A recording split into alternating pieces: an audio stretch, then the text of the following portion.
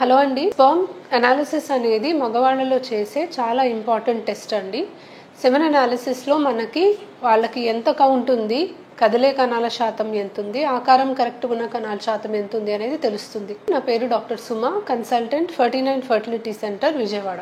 But కేవలం వీర్య కణాల పరీక్ష చేస్తే మనకి స్పర్మ్ క్వాలిటీ అసెస్మెంట్ అనేది జరగదు. ఎన్ని స్పర్మ్స్ ఉన్నాయి, కదులుతున్నాయా లేదా, ఆకారం కరెక్ట్గా ఉందా లేదా తెలుస్తుందే తప్ప క్వాలిటీ వైజ్ మనము ఎటువంటి అసెస్మెంట్ చేయలేము. So DNA fragmentation index DFI అని ఒక టెస్ట్ ఉందండి. ఈ టెస్ట్ ద్వారా స్పర్మ్స్లో డిఎన్ఏ డ్యామేజ్ ఉన్న స్పర్మ్స్ ఎన్ని ఉన్నాయి, డ్యామేజ్ లేని స్పర్మ్స్ ఎన్ని ఉన్నాయి అనేది ఒక అసెస్మెంట్ అనేది జరుగుతుంది. సో మనం చేసే అనాలిసిస్ రిపోర్ట్లో 100 కణాల్లో ఎన్ని కణాలకి డిఎన్ఏ డ్యామేజ్ ఉంది అనేది రిపోర్ట్లో రావడం జరుగుతుంది. ఎంత ఎక్కువ డ్యామేజ్ స్పర్మ్స్ ఉంటే అంత తక్కువ ప్రెగ్నెన్సీ ఛాన్సెస్ వాళ్ళకి ఉంటుంది. సో డిఎన్ఏ ఫ్రాగ్మెంటేషన్ ఇండెక్స్ అనేది 10 to 15 వరకు ఉంటే మనకి న్యాచురల్ ప్రెగ్నెన్సీ రావడానికి వాళ్ళకి బాగానే ఛాన్స్ ఉంటుంది. 15 దాటిన దగ్గర నుంచి వాళ్ళకి న్యాచురల్ ప్రెగ్నెన్సీ ఛాన్సెస్ తగ్గుతుంది. అండ్ DFI more than 30 ఉంటే వాళ్ళకి కంపల్సరీ స్పర్మ్ సెలెక్షన్, అంటే డిఎన్ఏ డ్యామేజ్ లేని స్పర్మ్స్ సెలెక్ట్ చేసి మనము ఇక్సీ చేస్తే మంచిది.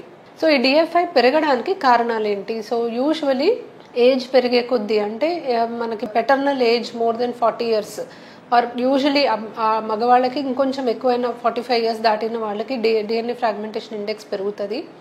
స్మోకింగ్ చేసే వాళ్ళకి, ఎక్కువ పొల్యూషన్కి ఎక్స్పోజ్ అయిన వాళ్ళకి, షుగర్ ఉండి అది సరిగ్గా కంట్రోల్లో లేని వాళ్ళకి, కొన్ని సందర్భాల్లో రిపీటెడ్ IUI ఫెయిల్ అవుతున్నాయి. ఇప్పుడు స్పర్మ్ అనాలిసిస్ చేసినప్పుడు అన్నీ బాగానే ఉన్నా కూడా వీళ్ళకి IUI ఎన్నిసార్లు చేసినా ఫెయిల్ అవుతుంది. లేదా IVF ఎంబ్రియోస్ అన్నీ బాగుండి కూడా రిపీటెడ్గా ఫెయిల్ అవుతుంది.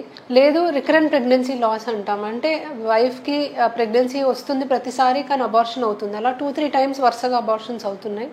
సో ఇలాంటి వాళ్ళల్లో ఖచ్చితంగా డిఎన్ఏ ఫ్రాగ్మెంటేషన్ ఇండెక్స్ అనేది చేసుకొని ఆ రిపోర్ట్ని బట్టి వాళ్ళకి ఫర్దర్ ట్రీట్మెంట్ చేస్తాం. సో ఒకవేళ డిఎన్ఏ ఫ్రాగ్మెంటేషన్ ఇండెక్స్ రేజ్డ్ ఉంది, ఎక్కువ ఉంది, అప్పుడు ఏం చేయాలి? So as I said more than 30 ఉన్నప్పుడు మనము స్పర్మ్ సెలెక్షన్ చేసుకొని ఇక్సీ చేయాలండి. స్పర్మ్ సెలెక్షన్కి చాలా టెక్నిక్స్ ఉన్నాయి. మైక్రోఫ్లూయిడిక్స్ అని, మ్యాక్స్ అని, కొన్ని టెక్నాలజీస్ ద్వారా మనం డిఎన్ఏ డ్యామేజ్ లేని స్పర్మ్ సెలెక్ట్ చేసి మనం ఎంబ్రియోస్ని ఫామ్ చేయగలం. ఇలా చేయడం వల్ల మంచి క్వాలిటీ ఎంబ్రియోస్ రావడానికి కానీ, ప్రెగ్నెన్సీ రావడానికి సక్సెస్ రేట్ కానీ ఇంప్రూవ్ అవుతుంది.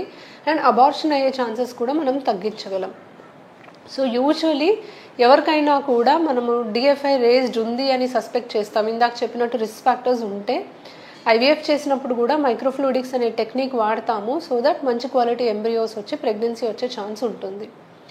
మరో ముఖ్యమైన గమనిక ఏంటంటే భార్య భర్త కలవకుండా గ్యాప్ ఎక్కువ ఉన్నా కూడా DFI రేజ్ అవుతుందండి. సో యూజువలీ రెగ్యులర్గా ఇంటర్కోర్స్ అనేది సజెస్ట్ చేస్తాం. So 2-3 days once husband wife కలిస్తే స్పర్మ్స్ మనకి ప్రొడ్యూస్ అవుతూ ఉంటాయి అని బయటకు వచ్చేస్తూ ఉంటాయి. కాబట్టి డిఎన్ఏ డ్యామేజ్ అవ్వడానికి ఛాన్సెస్ అనేది తగ్గుతాయి.